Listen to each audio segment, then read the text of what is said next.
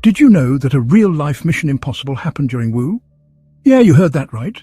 It was May 5th, 1945, just days before Germany officially surrendered at a place called Castle Itter in Austria.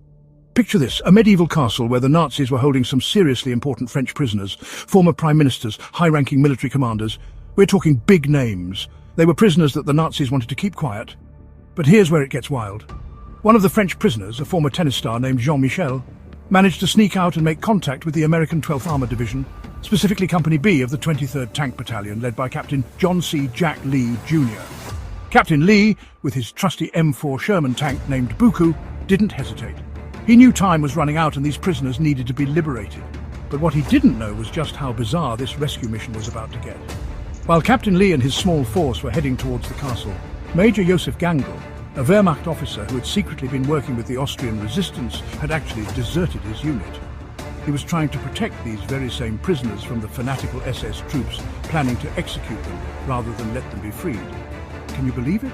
A Wehrmacht officer, basically the German army, was turning against the SS. So what happens when two seemingly opposing forces, Americans and Germans, both trying to save the same people, suddenly come face to face?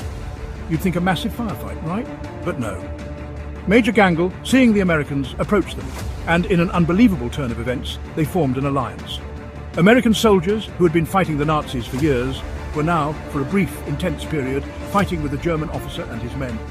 It's almost like a scene from a movie, isn't it? The battle that ensued was brutal. The 17th SS Panzer Grenadier Division, a particularly nasty and determined SS unit, launched a full-scale assault on Castle Itter. They threw everything they had at the castle: machine guns, mortars, you name it. Inside it was Captain Lee, his handful of American soldiers, Major Gangl and his Wehrmacht defectors, and even some of the French prisoners themselves, like former Prime Minister Reynaud, fighting back. They were literally defending the castle walls, side by side, against a common enemy.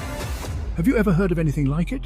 The fighting was intense, and the castle was being overrun. Major Gangl, the courageous German officer, was tragically killed by an SS sniper while trying to move former Prime Minister Reynaud to safety. His sacrifice was a testament to the fact that, even within the Nazi regime, there were individuals who stood for what was right. It makes you wonder how many other unsung heroes are there in history that we don't even know about. Just when it seemed like all hope was lost and the defenders were about to be overwhelmed, reinforcements arrived. The 142nd Infantry Regiment of the US 36th Infantry Division finally broke through the SS lines, and the remaining SS attackers were either killed or captured. The castle was secured, and the high-value French prisoners were liberated.